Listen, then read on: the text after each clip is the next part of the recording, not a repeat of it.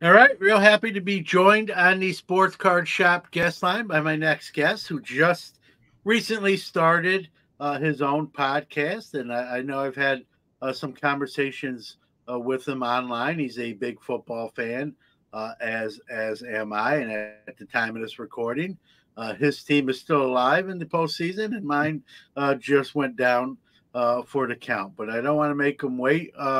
Mr. Joe Kohls from the Football Curator podcast. Welcome to Sports Card Nation. Yes, thank you, John. Huge honor just to be able to be a guest on your show.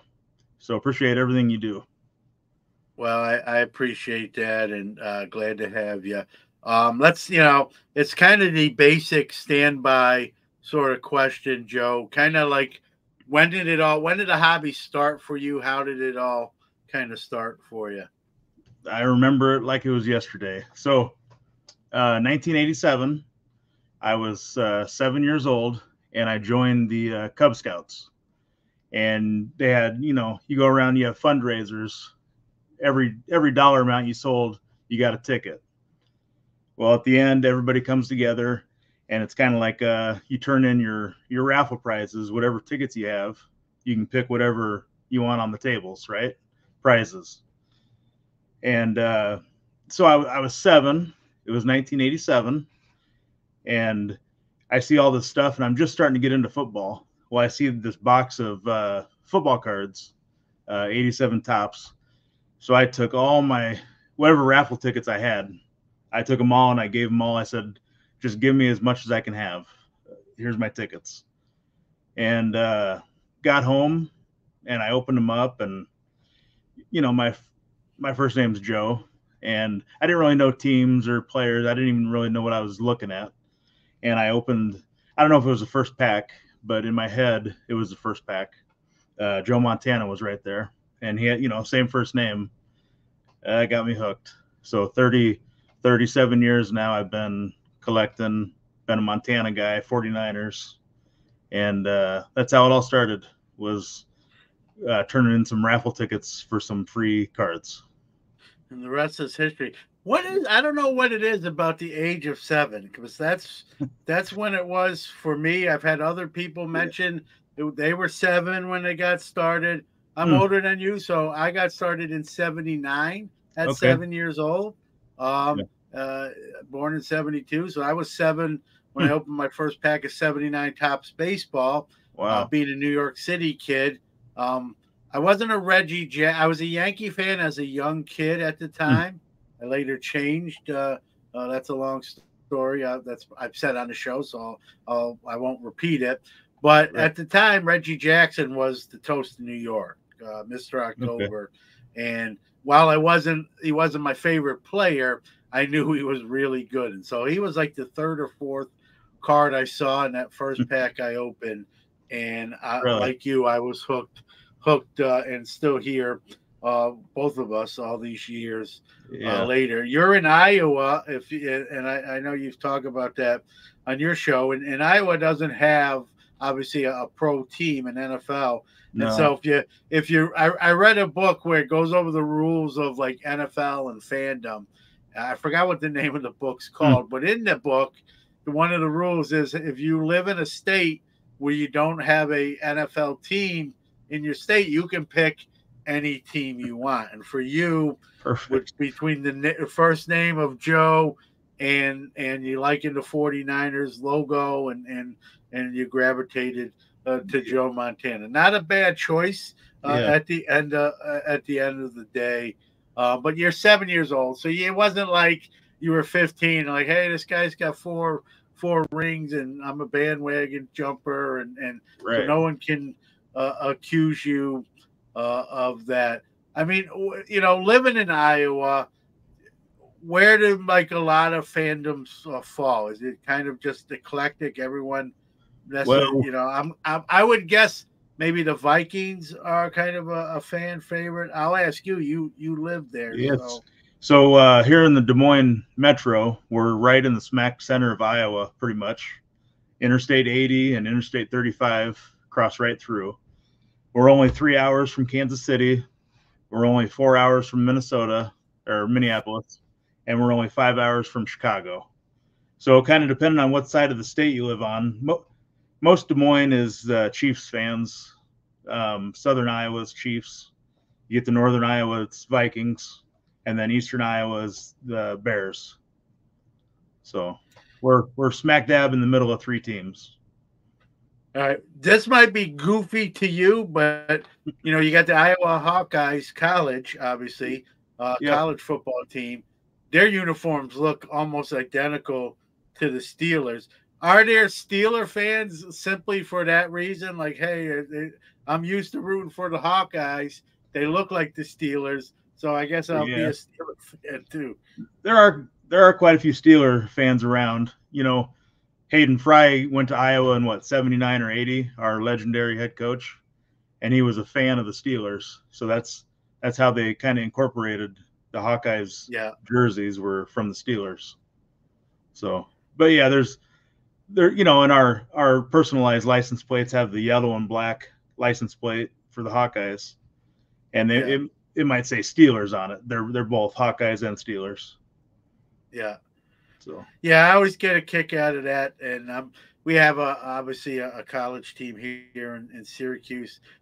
Didn't fare too well this year, but got a new coach and a really great recruiting class coming in. Just a shockingly great one coming in with that new coach, who's one heck of a recruiter. I don't want to make this a football show, but it'll come up. It'll come up again. We'll make some Super Bowl picks later on in the show.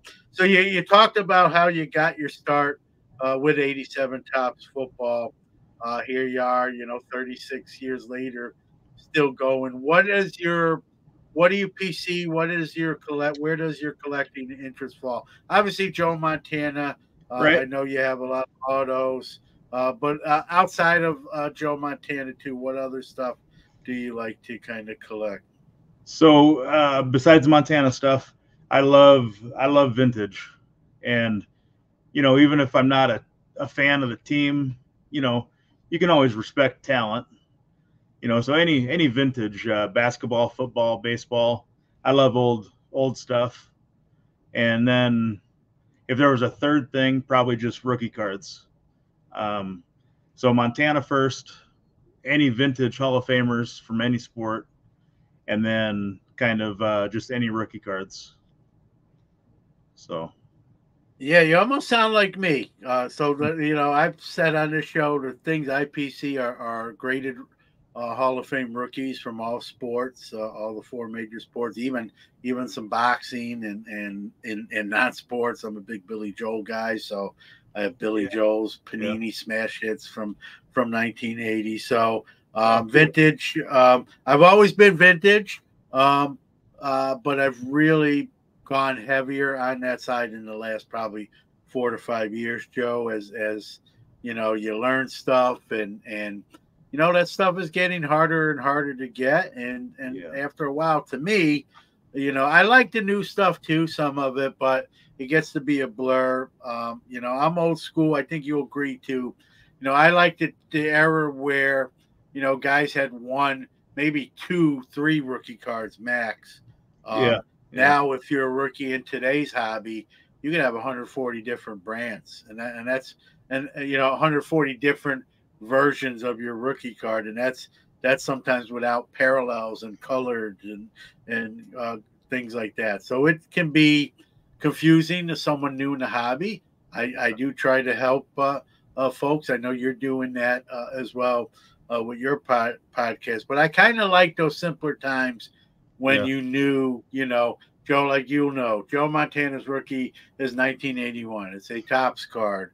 It's an iconic card in itself, and there's no guessing game. And you don't have to say, hey, there's 100 Joe Montana rookies. Which one do I like the best and want to get first type of deal? And I get it. It's a different era. I mean, I want to sound like a little bit of the old man on the porch, but there's something about that vintage, right? Especially when you grew, when we get our age, and I'm older than you, when we grew up in what's considered a vintage era, right? It's one thing to not grow up, and I see a lot of kids come to my table, which I love, Joe, and they're buying vintage cards. It's obviously stuff before they were even born, Sure. but I like to see that they're respecting the past and stuff like that.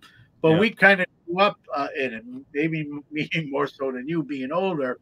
So that nostalgia factor, right, rings a Yeah. little bit more true, I think, for us than Can someone obviously younger than us. Yeah, go ahead. can I tell you how I kind of got into vintage, even as a Yeah, kid? surely. So, Yes. back before there was internet and cell phones and all this stuff, being a kid and just learning about the different sports and different players. You remember the Beckett's, like when you'd go to the mall for the day with your friends, and not the Beckett monthlies, but like the yearly, the real thick 3 or 4 The inch. almanacs, the almanacs. So, as a 10-year-old kid, I would just sit down in the bookstore and I'd look at all I loved money. I loved making money. So I would just take my finger and I'd scroll down the pages and you'd see whichever card had the most zeros behind it. And like, that's how I learned like who the big stars were even back then, was just, you see all those zeros. Well, that must be a big card. You associate that name with it. So, I mean, ever since I was a kid, I just loved all the old stuff. And that's how I learned different players' names, was by looking at those old annual Beckett books. And, you know, that's how I found out who was the big stars and who wasn't, and it kind of Yeah, just and you got carried me through and you to, got in your defense, not that you need a defense here, but this was a time before the social media like we have today, yeah, cell phones, internet being as prevalent in today. So information wasn't as readily accessible. And, right. I remember growing up, and sure, there were some games on TV, but a lot of times you would have to read the newspaper the next day. There was Yeah, no sports center yet, right? So yeah, running 5 times in a row, or 10 times a day. So you had to read the box score the following day in the sports page to see what happened the day before. And so it's a different period. It was harder to obtain that information when we compare it yeah. to today's hobby and to today's game. And I don't think I would change growing up in that era, Joe, No, because I think we appreciate it. We appreciate both sides now, right? We appreciate the convenience that we have now, how easier yeah, it is to do. But we also, appreciate that, we had to do some homework too. We kind of paid our hmm, dues as well. So for sure. I completely understand that, and it makes sense. Um, you know, you know, I know you're a football guy. I know you grew up too when you mentioned on your show when we had a lot of companies, different companies making football cards, and then that changed, and then it became Tops. Then it went to Panini, and now Tops slash Fanatics, or Fanatics slash Tops, whatever order you want to put it in, here in a couple years going to get the football licensing back. And Yeah, so, for fans of Topps Chrome football, hmm, finest football from years ago, those brands are probably coming back. I guess my question to you is, and I know you collect other sports, but you're a big football guy, as am I. What are your thoughts with those brands kind of making their return? And I guess, in the second part of that question, are you concerned with how Fanatics is going to handle that? Now that they're sort of the engine behind it. yeah. I think Topps Chrome is like one of my favorite brands ever. The Superfractors, the Extractors. Yep. I love Topps Chrome, so I hope it does make a comeback, and I'll be the first one in line to buy it. And I hope they do it right. Fanatics, I mean, kind of Yep. keeping, you know, they had a good thing going, and I hope they can get some of that back. And also, everybody that's been in the market since Tops was out of football, maybe they'll see what we used to have back then, and I hope it's a big hit. I hope it's a good thing that keeps going, because I can't wait to see Topps Chrome football back on the shelf. So Yeah, I'm interested to see how they do it. I hope they honor the tradition from I don't expect a carbon copy necessarily, Joe, but I hope they honor that tradition. You know, I don't want to say big fear. My trepidation is maybe they, you know, make too much of it. mm, The price point is going to obviously be important, right? I hope yeah, it's, yeah, I don't expect it to be super cheap, but I also want it to be at a price level where a lot of people can enjoy it, can rip it open, not just rely on buying into a break as a way yeah, to acquire some of the cards. And so I hope they keep that in mind, honor the traditions of the past, and do it right, like you said. Do right by it, and keep the collectors at the forefront. I know breakers and breaking has been a big part of the industry, and in some cases saved the wax industry when it had moments of where it struggled a little bit, and I get it.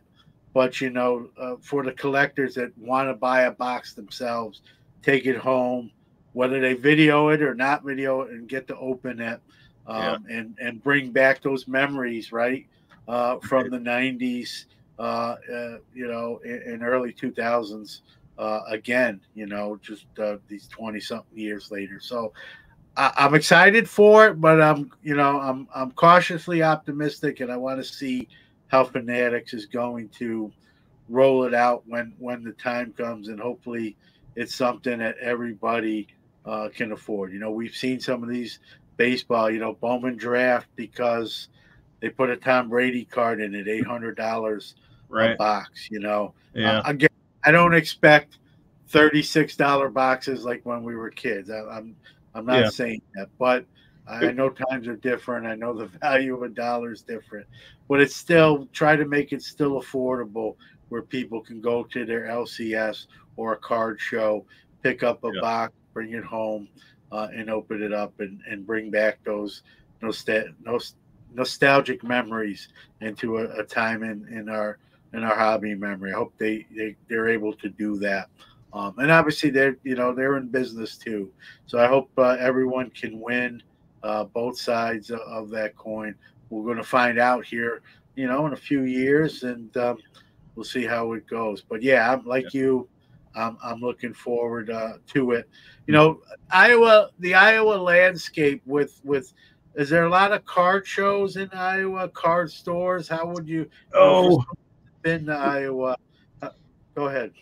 being here in Des Moines, we have maybe half a dozen stores, and then being the capital of the state, we have the biggest city, so we have a biannual show downtown at a big convention center, and then we have a few other decent sized towns in Iowa, and maybe might have one at a VFW hall or like a Ramada, like a hotel show. So there shows every time somewhere in the state.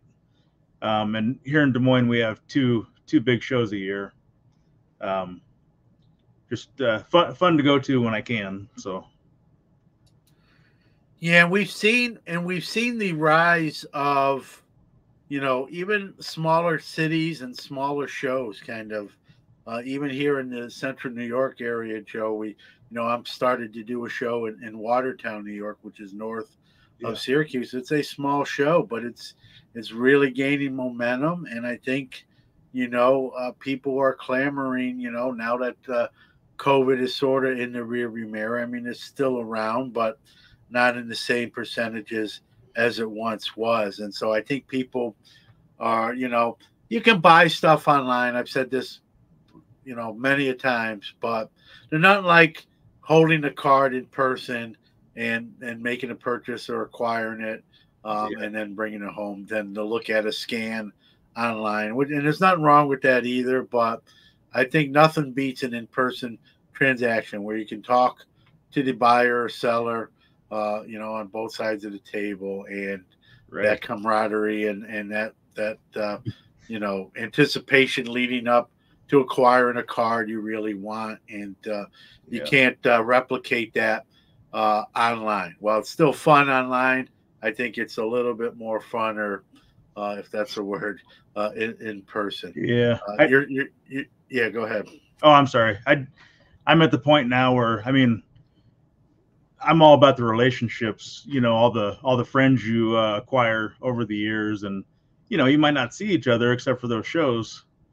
So it's a neat thing to you walk in somewhere and you recognize a lot of the guys, and you might talk back and forth on Facebook, but it's neat to be in person and actually hand over cash for a card you want, and just build that relationship over the years.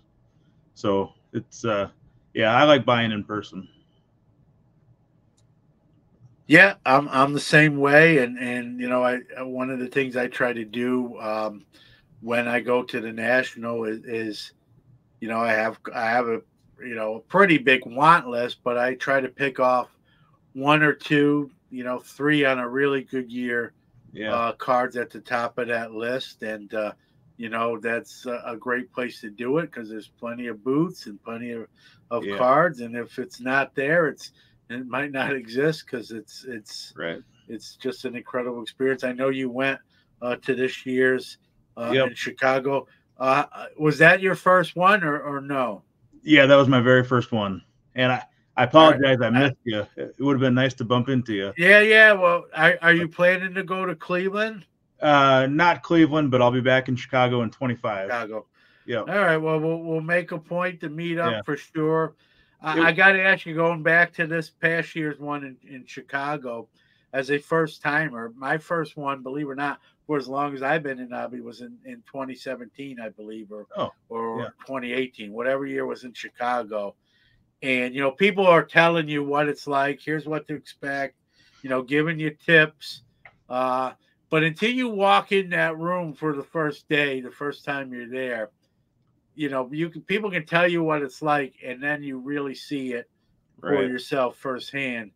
And so your thoughts, would it being your first time, this past year, what you kind of expected and what you got? Well, just from everything you were saying and a couple other guys I watch, just from everything I'm hearing, it was going to be big. But going down that escalator and just seeing everything, it was huge. So the plan of action I took, I didn't buy anything my first day, and I kind of got my bearings, and I wanted to see, like, originally it was big and I thought it was just one big room. Well, you get through that, the day's almost over, and you realize there's still another room, So I didn't buy anything the first day. I wanted to get my bearings and see. I wanted to make sure I left day one where I would pick it up on day two. And then finally, day two is when I started buying stuff. But at first I wanted to take everything in, the experience, and you're not kidding. If it's not in that building, it doesn't exist. It was amazing. And I already know where my hotel is going to be for 25, and I'm already saving for my couple big cards that I'm hoping to find. So if you're a collector, you have to go. And I don't know why I waited 36 years to go. Yeah, I didn't copyright this, but and I'm not even sure I'm the first one to coin it this, but you probably heard me call it the Super Bowl of the hobby. I know you'll appreciate that as a football fan. Yeah. It's that 1 week every year, right? We try to circle, and it's really the same week. It's pretty close to the same days, off by a day or two either way. It's the end of July, front part of August, and it's a week I kind of circle every year, and it's it's like Super Bowl week, right? Everyone that can get there tries to, if it's in the budget, and it's a big event. It's besides buying cards, you have auction houses, you have the manufacturers there, all the corporate booths. Mm-hmm. And like the tagline of the show, right? Hobbies to people. You catch up with people maybe for the first time, or again, it's sort of like a hobby. I've heard it called the hobby family reunion. So I have, for me, even after the show's over, just getting together with somebody and whether it's going to a ball game in that town or going to dinner with a group of people, it's just a fun week. We try to look forward to each year, and the minute it's over, you start counting down the days to the next one. For me, I'm looking forward to Cleveland because I can drive there. It's a 5-hour and 10-minute drive. Chicago's a flight, which I don't mind flying to, and I did. But it's always nicer when you can drive because you can bring more stuff. You have your car with you in the city you're in, so you don't have to rely on either public transportation or other people necessarily. I'm sure as someone who will have his car there, I'll be giving other people rides, and gladly, I'm not complaining about that. Glad to help out, and it's nice to have, your own vehicle when you're out of town. And so, I'm looking forward to that. I know people didn't like the city of Atlantic City, but again, that was 5 hours and 10 minutes for me going the opposite direction.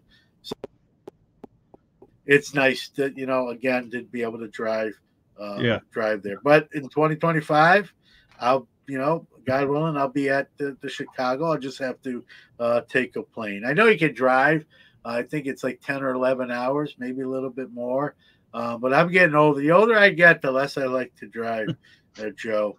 And I understand. So, or my stamina. I will say this: my stamina is not as good as the younger version of me. I'll just put it that way. So, but you can always do it. I can kind of cut the trip in half. Right? Go 5-6 hours, stay in a hotel, get a night's sleep, and then do the second leg. But we'll see. We got Cleveland first, and then back to Chicago. Chicago is a lot of people's favorite venue when it comes to the National. So there's going to be, I've heard people say, as far as they're concerned, they could have it in Chicago every year, and they'd be okay with that. So I think we're going to see it in Chicago quite a bit. It's I know the dealers favorite, and I know a lot of the collectors like it there as well. Speaking of driving, I know you've talked about this on your show, so I'm sure you don't mind me. You drive truck for a living, a very important profession. I used to be a truck driver when I was younger as well, and people don't realize all the stuff we purchase and enjoy.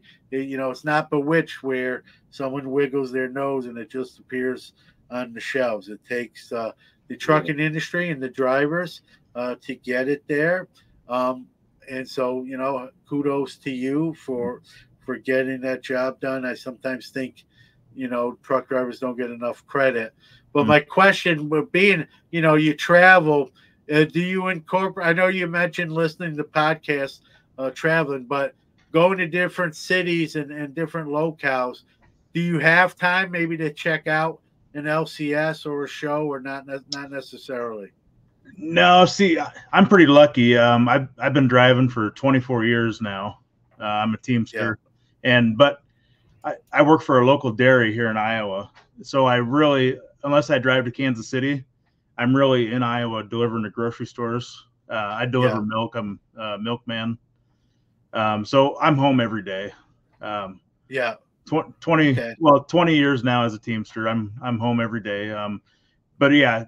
When I found you, when I first found podcasts, when I found you about 4 years ago, and it's like, man, why haven't I found this sooner?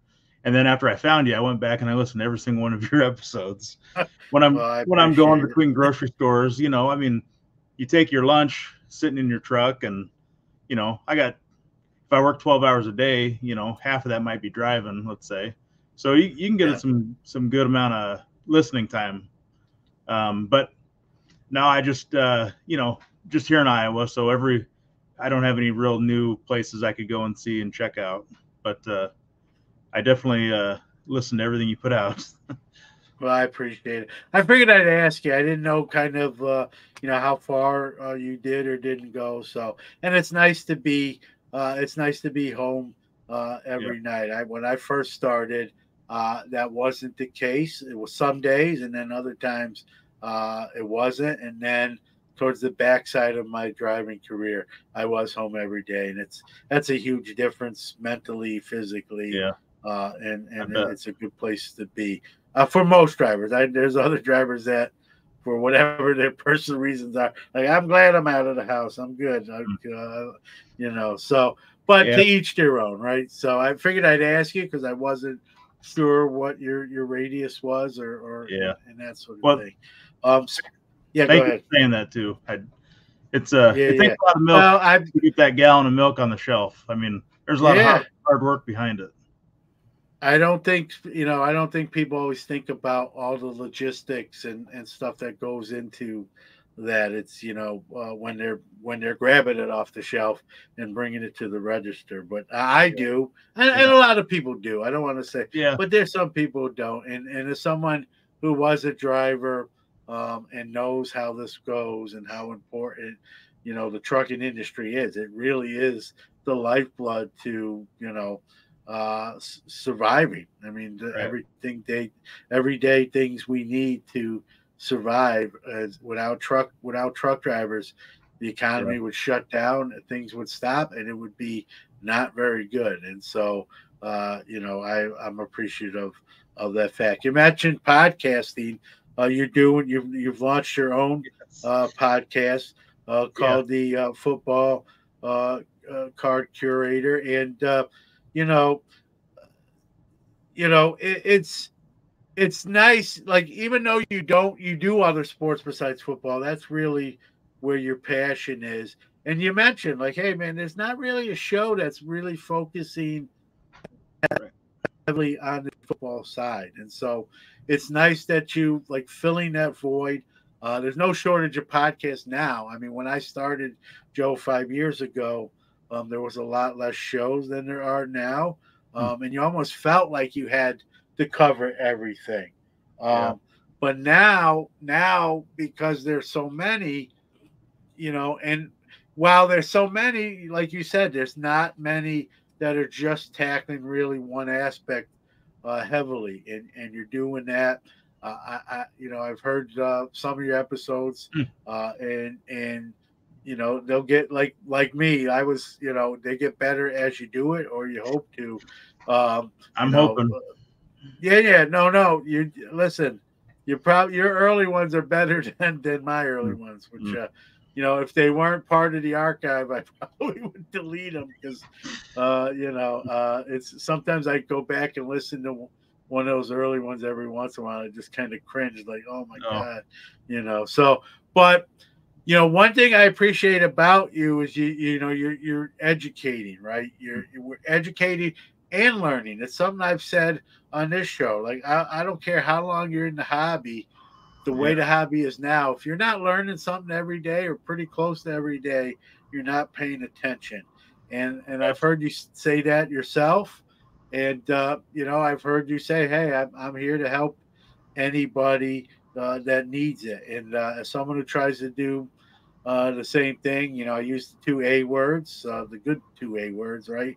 Ambassador and advocate.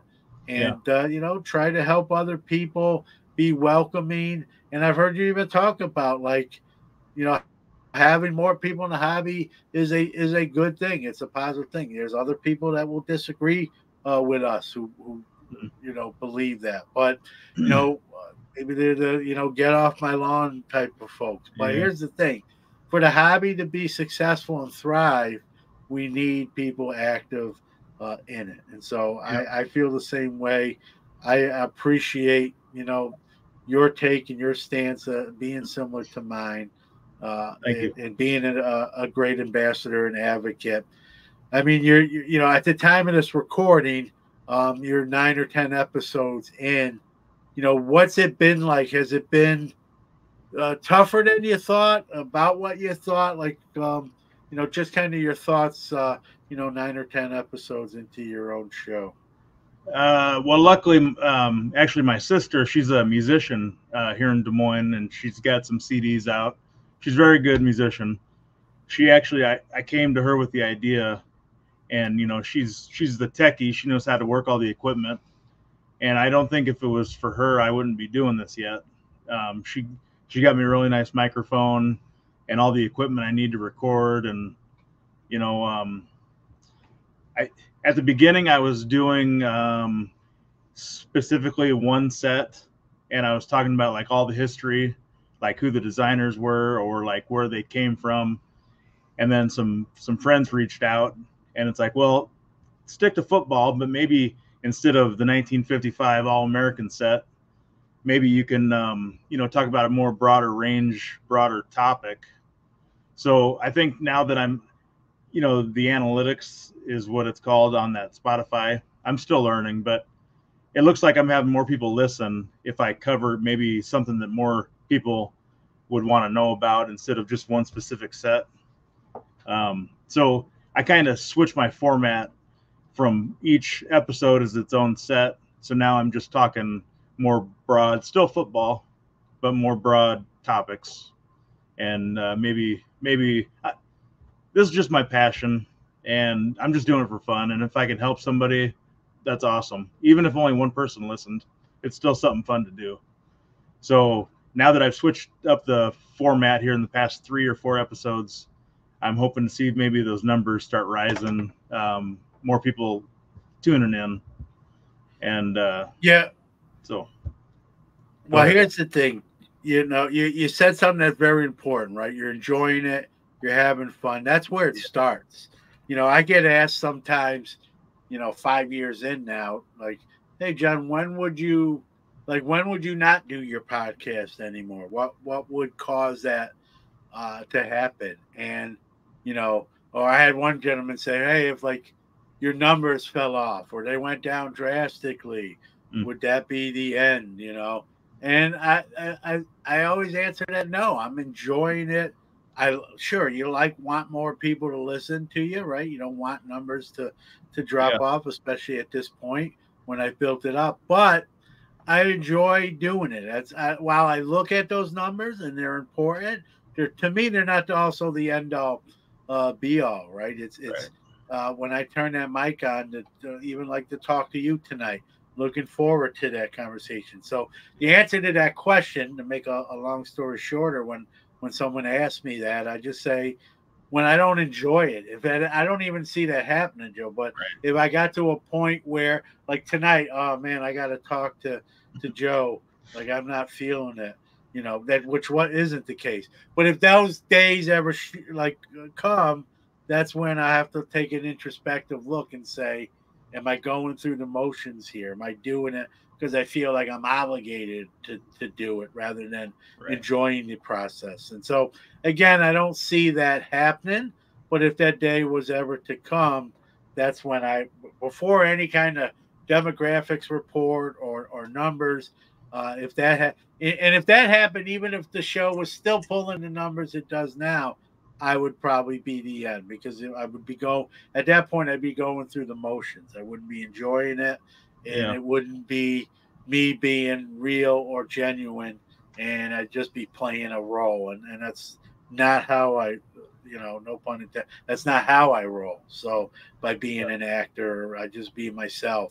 And I noticed that even listening to your show, it's you being yourself, enjoying the process, saying, hey, I'm learning here. I've heard you say that. I'm not sure what we're going to do with the show. I've got this idea. We're going like this, and that's genuine, right? And here's the beauty about your own show: you can go in whatever direction you want, and you can change it anytime you want, and you can combine things. I've had now with Hobby Quick Hits. That's a show where it's shorter. It's just me, 20-25 minutes, and one topic.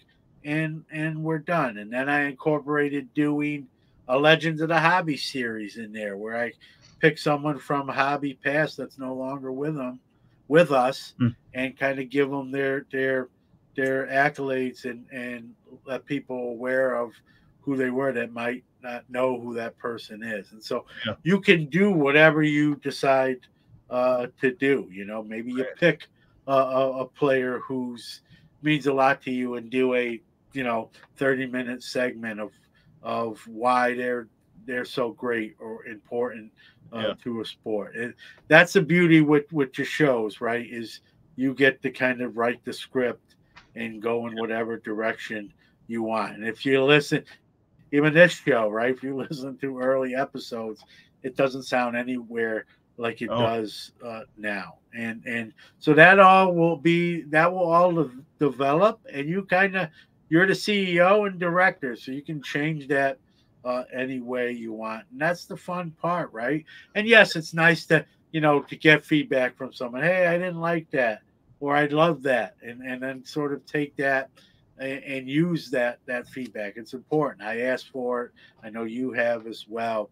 But at the end of the day, right, it's you that makes the final say, and that's some of the fun of it, is deciding, hey, what do I enjoy, but I also think others like me will enjoy as well, and so it can be a yeah, win-win.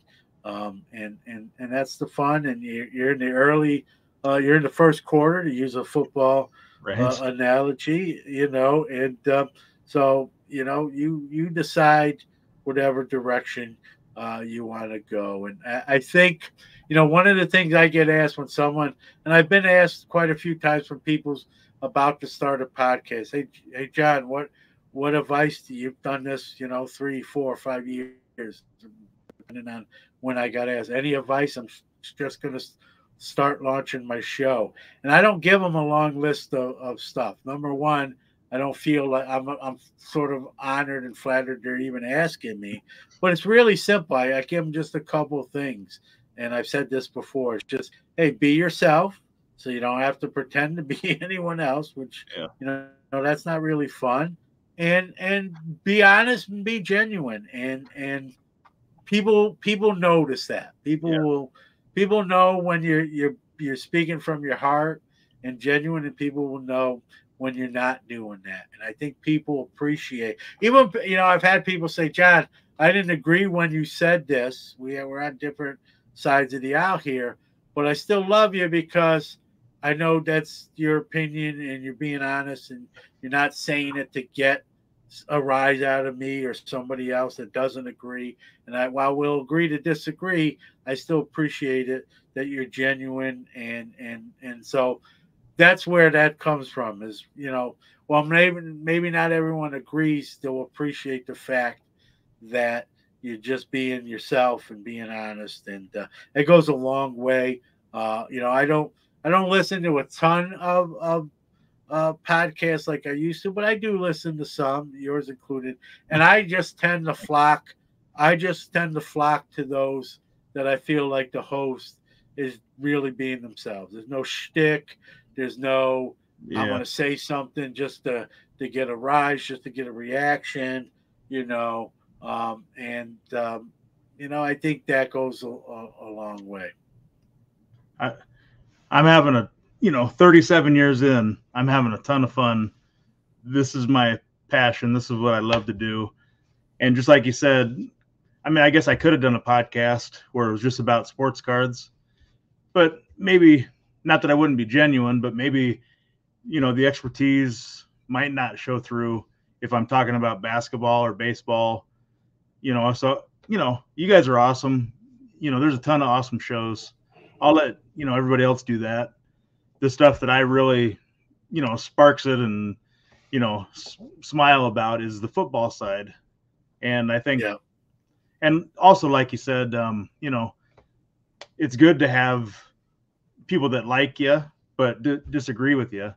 Because if everybody just agrees with you, like, how you gonna, you never thought of it Yeah. another way. How That's you gonna really learn? no fun. Like, it might be fun for a little bit, but after a while, you know what I mean? Like, You can't and learn. I'm human. I make mistakes. So I want someone to call me out on a mistake if that's the case. That's how the show gets better. That's how, as a human, Yep. we get better. I get better as well. So that comes with the territory.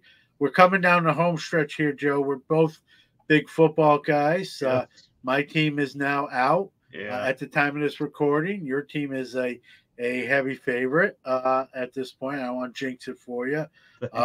This is going to air probably just before the Super Bowl, so we're making this prediction, earlier than it's going to air. Who's your? I'll let you go first as the guest. who's your Super Bowl, and then pick who's your 2 Super Bowl teams, and then who wins it. My 2 Super Bowl teams, it's got to be the 49ers. I mean, they're having an awesome year. McCaffrey, I mean, Ayuk, Purdy, everybody, Trent Williams. I think we're going to play the Bills. I think when we get down to the NFC championship, it'll be us against the Lions. I think we're going to beat the Lions, and I'm predicting we're going to beat the Bills in the Super Bowl. That's my pick. What about you? Are you in my head? That is nuts. Is that what you're picking? Those are my 2 teams. Oh, those are my 2 teams. I was thinking about Kansas City in the AFC side, but they're really not playing great football for whatever reason. I don't know if it's the Taylor Swift effect, but you know, they're not that world beaters that they have been the last 3 or 4 years. Mahomes is still a great quarterback, but he's not having a Mahomes type year. Yeah. Believe me, I'd love to have him as the Steeler quarterback. I'm not picking on him. It just hasn't been a Mahomes MVP type season. They're struggling putting points up on the board. And the Bills, you know, they're close to me. They knocked out my Steelers. But I think they've got stuff sort of rolling. They got that number 2 seed, and I think you know, the Ravens look tough. Yeah. But the Ravens, every time they get sort of in the postseason, they always lose. It seems like they lose to someone they're favored to beat. And there's something with this Bills team. I'm not a Bills fan, but I live close to there, and I see a lot of their games. Yeah. I think they just have kicked it into gear now. They were struggling earlier in the year when, you know, at one point they were on the outside looking into the playoffs, and they just went on a win streak that's still, at the time when we're doing this recording, they're continuing. So I think the Bills are going to get there. And like you said, I think the Lions are a great story. I think they're headed in the right direction.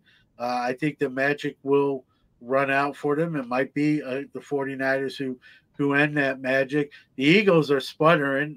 You know, they're what happened? We don't even. Yeah, it's crazy. So the 4. I'm not just saying this because you're talking to me. I wrote it down. I wrote 49ers Bills. Yeah. I really don't know. This is where that was the easy part. It's picking the winner. That's tough. My gut.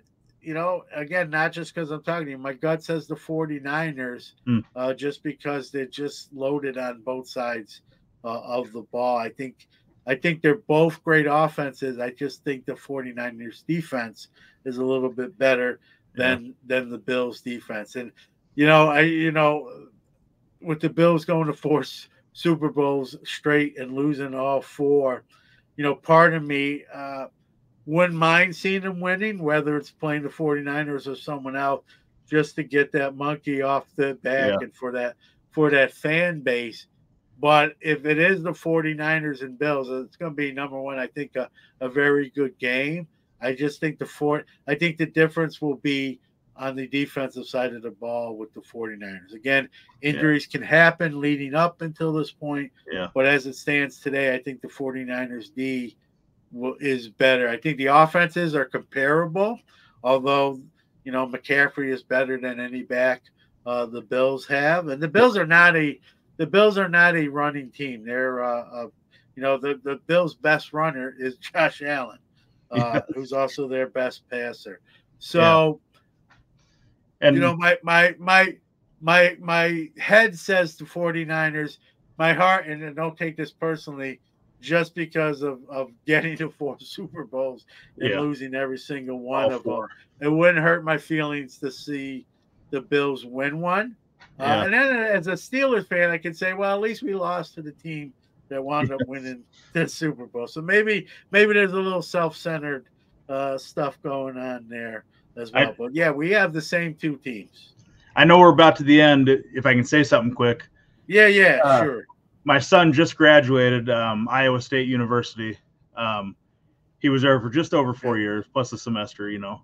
And he graduated a year after Brock Purdy. So going up to the campus, watching him, watching Brock Purdy play all those, years, seeing what he can do in Jack Trice Stadium, and already being a Niner fan, and then seeing him get drafted, the 262nd pick. It's just neat to see what we saw in person on a college campus translate into what he's doing now for the 49ers. And it just so happened, he got drafted by our team that we love. So it's neat that you got that little connection there. Yeah. That is crazy. Who would have thunk it, right? Mr. Irrelevant. Yeah. It's almost it's got like a Tom Brady-esque feel to it. Yeah. I can tell you the opposite story. We drafted a quarterback named Kenny Pickett, number 20th, in 2022. Yeah. That's not working out as good. So, sometimes where you get picked, it really isn't what it matters. It's the heart and talent within, and I would take a Brock Purdy at 262 or wherever that last pick was over, Kenny Pickett at 20, who's not looking like he's going to be very good at 2 years in. So you never know. It's a great story. And then that hometown connection, basically, you saw him before he was the Brock Purdy that most people know today. And no one really saw that coming, just the same way no one saw a late round Tom Brady, who wasn't even a full-fledged bona fide starter at Michigan, but developed into arguably one of the greatest quarterbacks to ever play in the NFL. So that's one of the reasons I don't want to speak for you. It's one of the reasons I love football in the NFL. Is it just stories like that? It doesn't matter where you get picked. It's the talent, and you never know, right? You never know. The underdog story is always a good one.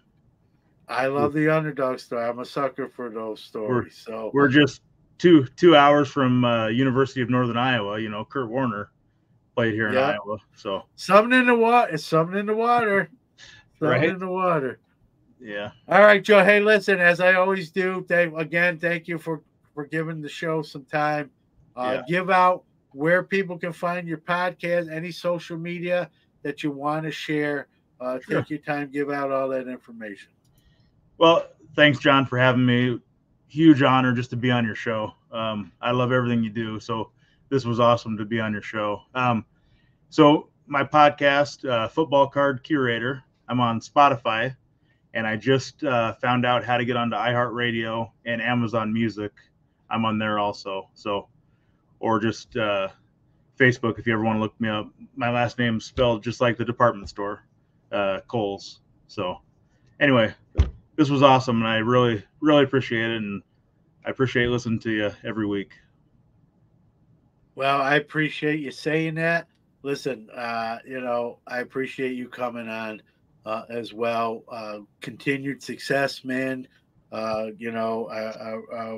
team is out, so I have no problem with your, rooting for the Niners. I don't have a second favorite team per se, so now I just enjoy watching football. And it's funny, we both picked the same Super Bowl matchup. Let's see how close we come. So sounds good. It'll be interesting. Well, thanks, Joe. We'll do this again. Awesome. We'll see you soon. Okay, thank you.